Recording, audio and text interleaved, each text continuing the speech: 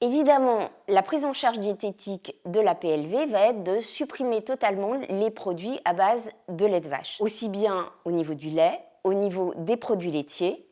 mais aussi de tout le lait qui peut être dans des préparations que l'on donnerait aux enfants.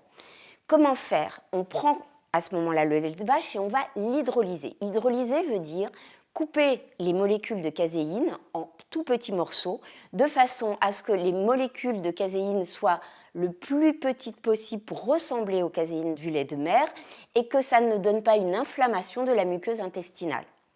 Conjointement, des études ont été faites et ont prouvé que des probiotiques et surtout le Lactobacillus GG qui a montré qu'il était extrêmement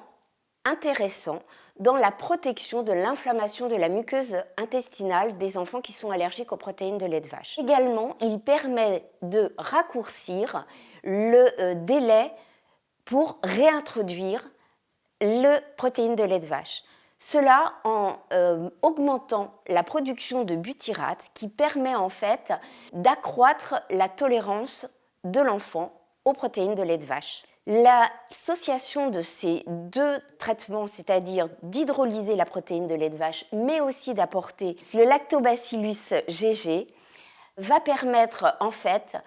d'avoir une efficacité à la fois sur les symptômes de l'enfant, c'est-à-dire qu'il va être apaisé, il va mieux manger, il n'aura plus de reflux, il n'aura plus de douleur, il va bien dormir, il va reprendre du poids, mais en même temps, on va avoir la possibilité d'avoir une réintroduction aux protéines de lait de vache beaucoup plus précocement que si on n'introduit pas ce lactobacille.